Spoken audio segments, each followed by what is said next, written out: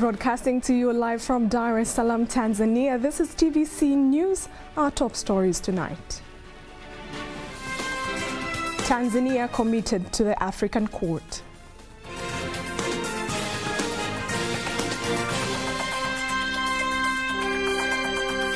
No threat from Cyclone Freddy.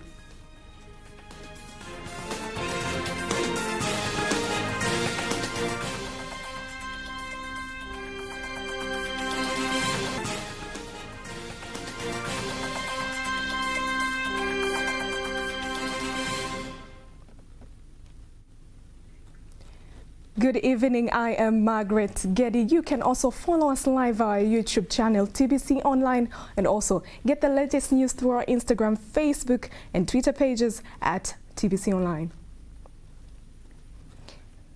Vice President Dr. Philip Mpango has reaffirmed country's commitment to continue to cooperate with the African Court on Human and People's Rights and all its stakeholders to deliver justice and adhere to all court agreements. He was officiating the opening of the judicial year of the court, insisting that some of the members need to alleviate the perception that the court refers with their international and internal affairs. Here's a report by Sechelela Kongola, read by Faidangaga.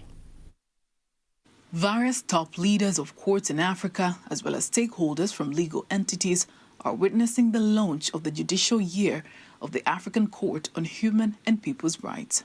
The Tanzanian Vice President, Dr. Philip Mpango, who is representing President Dr. Samia Suluhu Hassan, says the court has made numerous important strides since its inception, but there are still things that need to be worked on. It is my view that it is imperative for the court to abide to its mandate and respect the sovereignty of member states while appreciating the diversity of legal processes in the continent. I would also wish to encourage my dear sister, the incumbent president of the court, Her Ladyship Judge Imani Aboud, to continue her efforts to engage member states to discuss the challenges that affect the implementation of the court's mandate.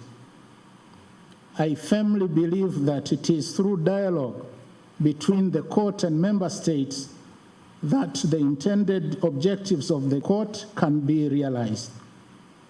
I wish to reaffirm that Tanzania remains committed to the mandate, objectives of the African Union, and the implementation of Agenda 2063. We are committed to build strong African institutions, including the African Court. The president of the African Court of Human Rights, Lady Justice Imani Aboud, asks on the member countries of the court to be contented with the decisions of the proceedings. None of the objectives of the African Union or aspirations, under Agenda 2063, can be achieved without a strong human rights foundation. Our prosperity, unity, integration, development, security, peace, including our standing on the international stage, are intertwined with the human rights norms and standards we put in place. Excellencies, given the intrinsic relationship between the human rights, integration, peace, and development, the role of the judiciary, and in particular the African Court, in our case, is extremely important.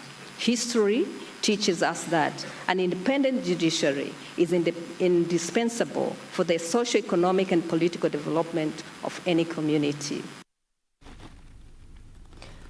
The Tanzania Meteorological Authority, TMA, has allayed fears of the possibility of tropical cyclone Freddy, which is reported to be at the southwest of the Indian Ocean near the coast of Madagascar. The remarks were made by the TMA meteorologist Rose Shinyangwa, insists that there won't be any harm to any part of the country, and it's closely monitoring the cyclone that is currently threatening the Indian Ocean islands of Madagascar and Mauritius. if it is there. The tropical cyclone Freddy is there in the Indian Ocean, eastern part of the Madagascar, in eastern part of the Indian Ocean. It is moving towards southwest of the Indian Ocean, and it is expected during the 22nd of this month, it is going to land over Madagascar area. So according to this, there is no direct impact in our country, Tanzania, and in our country, Tanzania, because its movement is towards southwest, so it is somehow far from our country. So we are not expecting much severe weather to our country, even though there is a secondary impact. It is like that when it is approaching Madagascar areas, it is adverting moisture from Congo Basin or Congo air mass towards our country. So we are expecting to have a rain activities, even though we are not expecting that rain to be much severe, especially over the western part of our country and southwestern highlands. This means in areas like Mbeya, Iringa, Ruvuma, and the southern part of our country. She urges the citizen to follow up on official TMA weather reports to get accurate weather information.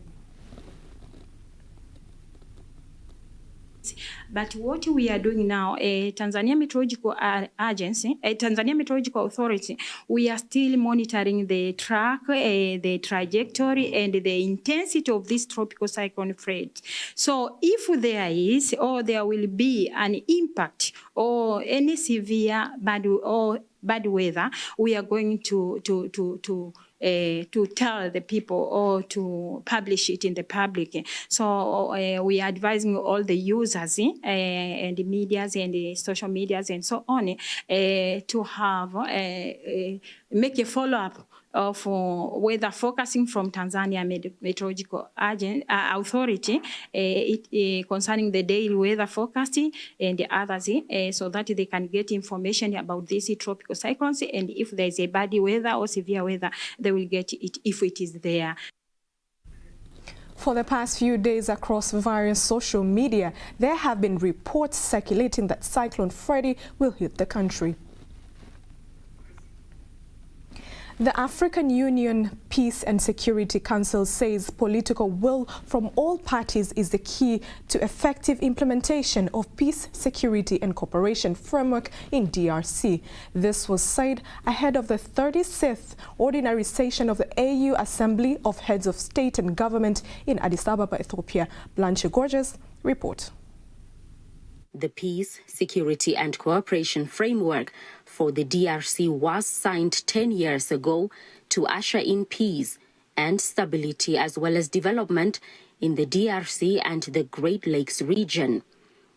The framework has since bore little results as a resurgence of the M23 armed rebels and other foreign groups continue to cause havoc and instability in the region.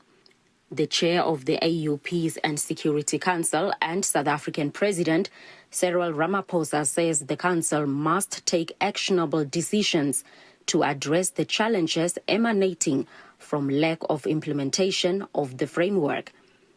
Ramaphosa warned that if it is not fully implemented in both letter and spirit, the security situation in the eastern DRC will continue to present challenges.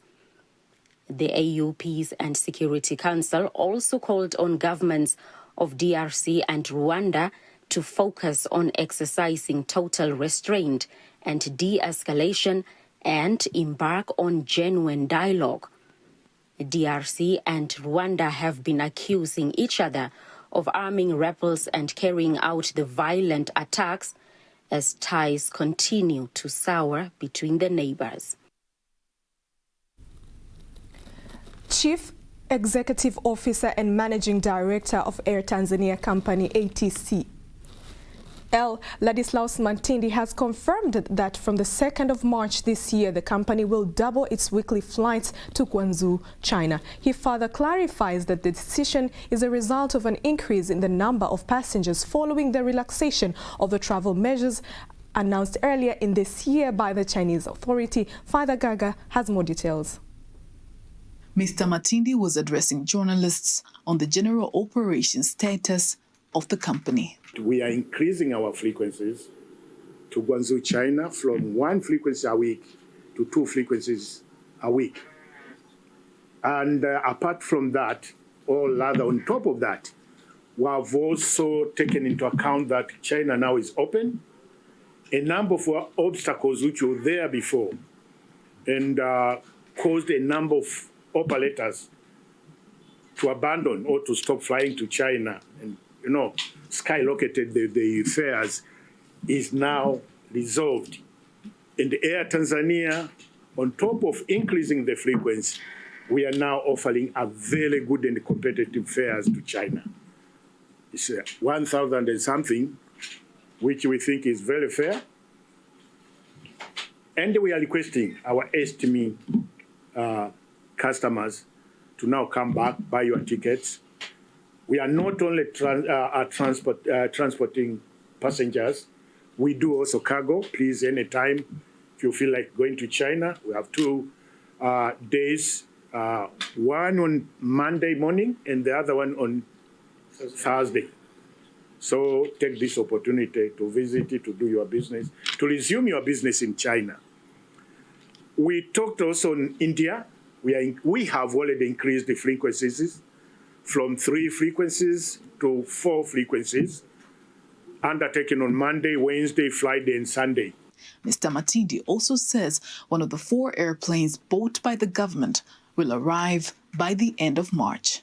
And he urges business people and passengers to make use of these aircrafts, which are expected to cut across various destinations. We have informed you also on the delivery of the 4 aircraft bought by the government of Tanzania to increase the capacity of Air Tanzania. And we are expecting 1 cargo or freighter aircraft, Boeing 767, to arrive in April, to start servicing in April, but will be arriving in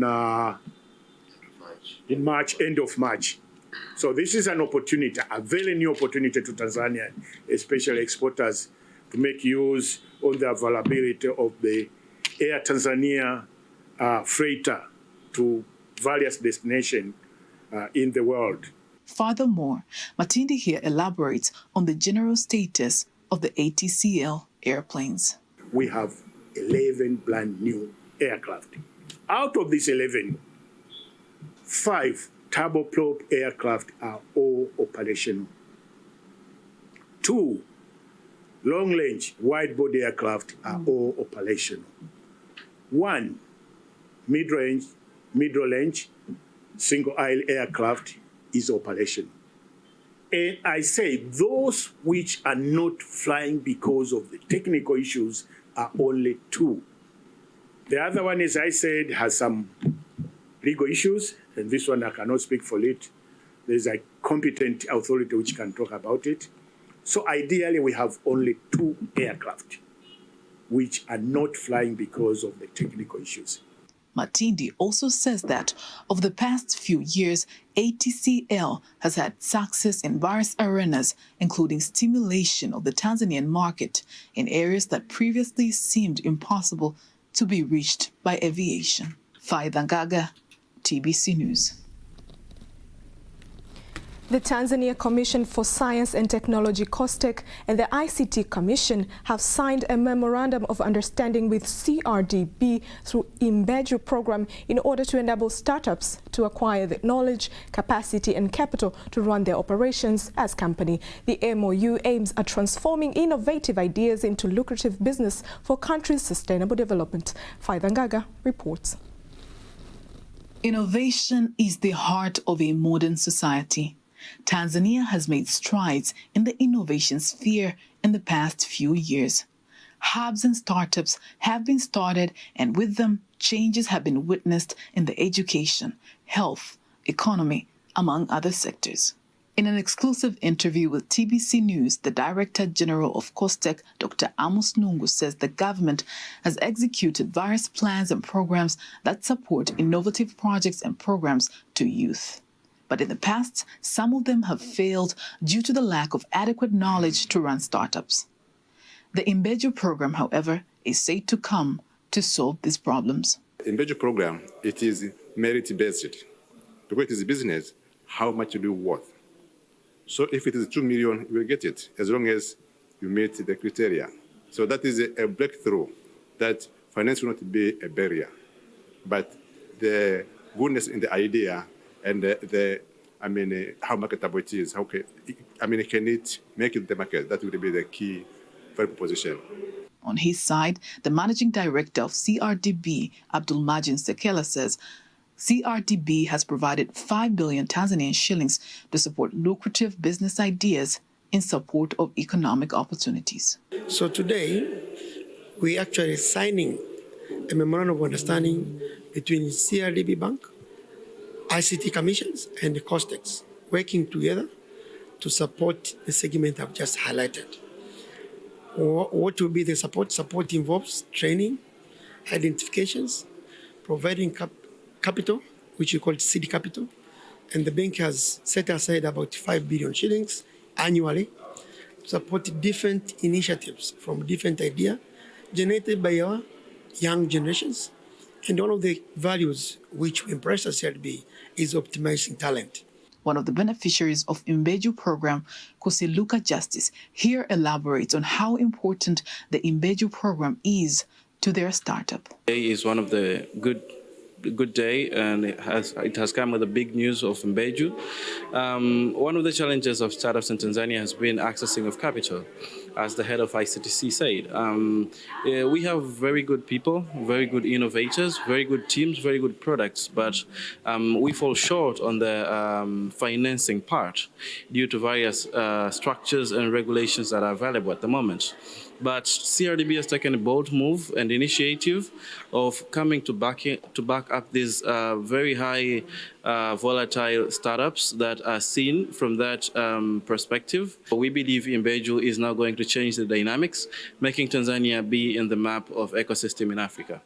Faida Ngaga, TBC News. Ubongo Municipal Council has introduced an encourage system for passengers using Magufuli bus terminal in Dar es Salaam region. The system involves the use of electronic cards available at the terminal and target to improve the manage the revenue collections. Here is a report. Previously, a passenger who purchased a bus ticket did not pay for the gate tax. Thus, the introduction of this system will enforce everyone to pay the toll, as you will need to use this card to enter the station even if you have a bus ticket. The network is available because we use fiber network. Also, all gates have telephone lines and Wi-Fi. Lakini pia bado unaweza ukatumia wifi katika eneo hilo, kwa maana kwamba kuhakikisha kwamba watu wanaokuwa ndani ni wale tu ambao ndio kufanya kazi. The use of this system is that the one who will be seen inside is who has the ability to pay to enter the station. Also, it is to ensure that those seen inside the station are employees.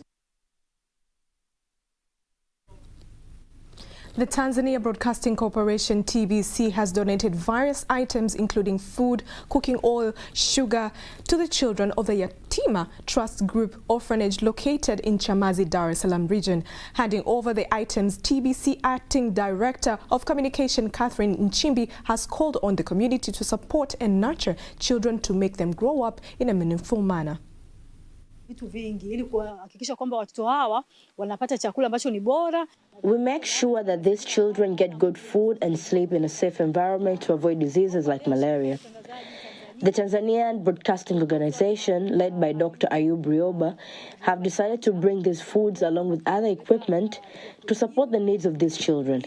TBC is a major stakeholder of children and their upbringing in general, so their needs are important and directly affect us as an organization.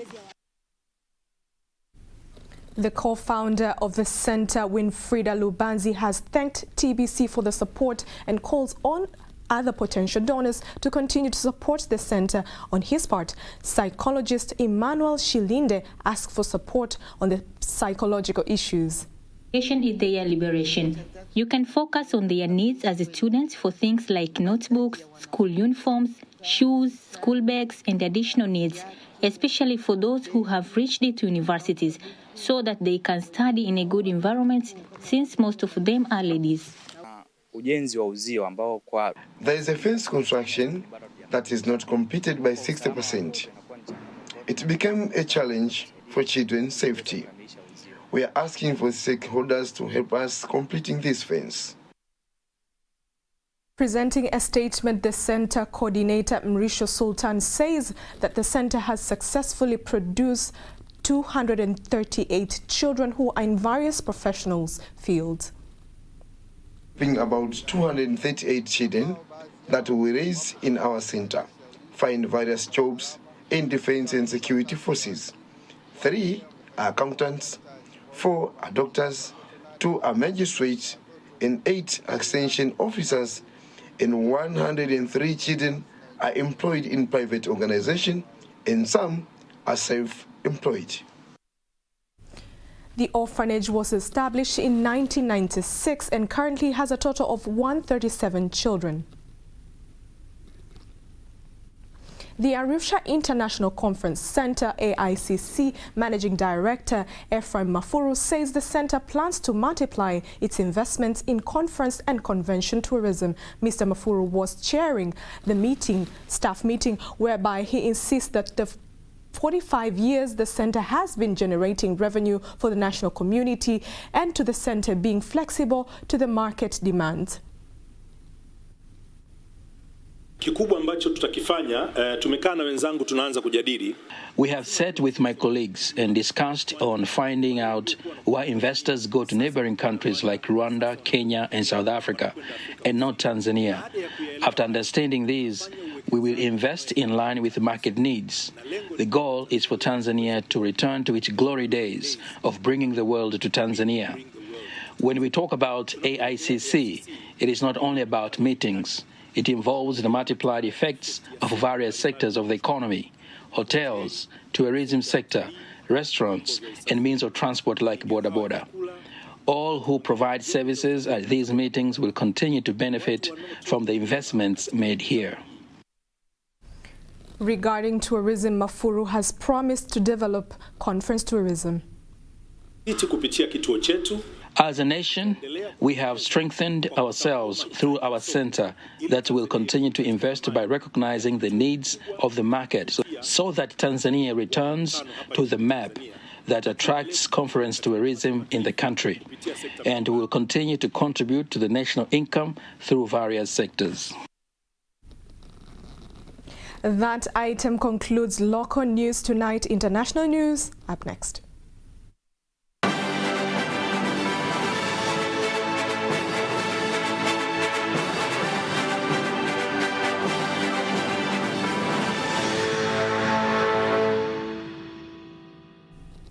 And here is international news with Apasia Ringo. More than 70 women on Kenyan tea firms, owned for years by 2 British companies, reported to have been sexually abused by their supervisors. This report, revealed by a special reporter from one of the international media houses, and spoke to women who worked on tea firms run by both companies, and they say that because work is so scarce, they are left with no choice but to give in to the sexual demands of their bosses or face having no income. It's torture. He wants to sleep with you, then you get a job. When you say no, he forces himself on you, wanting to touch you. It reached a point that I thought of suicide. Another woman said the divisional manager stopped her job until she agreed to have sex with him, and she forced herself to accept because she was protecting her job that enabled to feed her family.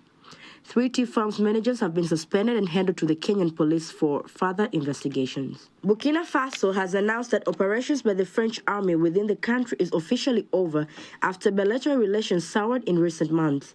Senior officers from Burkina Faso and French forces held a flag-lowering ceremony to mark the occasion at a camp on the outskirts of the capital city, Ouagadougou. Last month, France confirmed it will withdraw its contingent of hundreds of troops stationed in Burkina Faso after the military government in Burkina Faso demanded the force pull out within 4 weeks. The request came days after Burkina Faso Prime Minister Apollinaire Kielem de Tembela declared Russia to be a reasonable choice of new partner in the anti-jihadist fight. Prime Minister de Tembele also emphasized that the French army withdrawal does not mean the end of diplomatic relations between Burkina Faso and France. The African Union Peace and Security Council says political will from all parties is key to the effective implementation of peace, security and cooperation framework in the DRC. The chair of the AU Peace and Security Council and South African President Cyril Ramaphosa said in Addis Ababa, Ethiopia, in the 36th ordinary session of the AU Assembly of Heads of State and Government, and urges the Council to take actionable decisions to address challenges emanating from lack of implementation of the framework.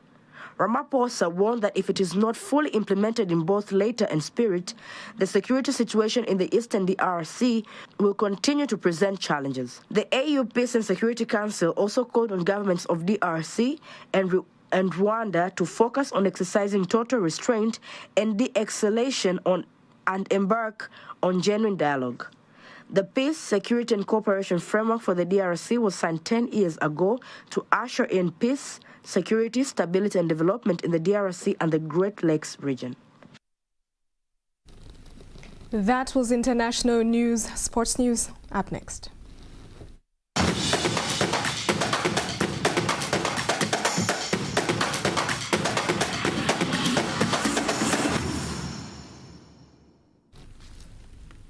And in sports news, Simba Sports Club head coach Brazilian Roberto Oliveira admits that the club is mathematically disadvantaged in the African Champions League, and now the club should refocus on the Tanzanian main league, especially the next game, which is against Azam FC. I think it's very important. Now we have two competitions, important competition, okay? Liga, okay, our championship, and Champions League, okay? And now we give priority for Liga because we have a good game tomorrow. But you cannot forget the last games in Liga, our team play very well and win and score goal. But in this time in another competition in Champions League is more difficult. I remember now. I remember. With that, Al Ahly is Zamalek 1 point. Okay, it is more difficult. So different strategy, different mentality. But sure, I give priority this week. Simba returns to the league after losing the last African Champions League game against Raja Casablanca. Former national player from Ghana, Christian Atsu, will receive a state burial after government agreed to support and collaborate with the family to organizing a bending funeral for the late football star. The body of the player, who died in the earthquake in Turkey, arrived last night in Accra and was received by the Ghanaian military. So far, no official information about his burial has been released until tonight at Ghana time. It will be known when he will be buried. During his lifetime, Christian Atsu played 65 games for the Ghana national team Black Stars, where in 2015, he was part of the team and reached the final of the AFCON Championship, where they lost by a landslide in front of the Ivory Coast, and he was selected as the best player of the tournament. The coach of Chelsea team, Graham Potter, is still supported by the chairman of the team, Todd Boehly, and members of the board of the team, so he will continue to remain in the team. Despite having a bad performance where Chelsea have won only 2 games in 14 games, but the leaders of the team still believe in the coach. The owners of the team have continued to insist that they have given Graham Potter the job of leading the team for long-term plans and cannot fire him now.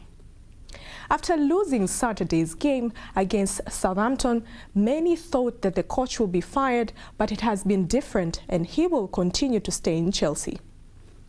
Finally, the leaders of Chelsea say that the future of the coach does not look like the current result of the league and the European Championship and even qualification for the Championship for the next season, but they have given him the job with long-term plans.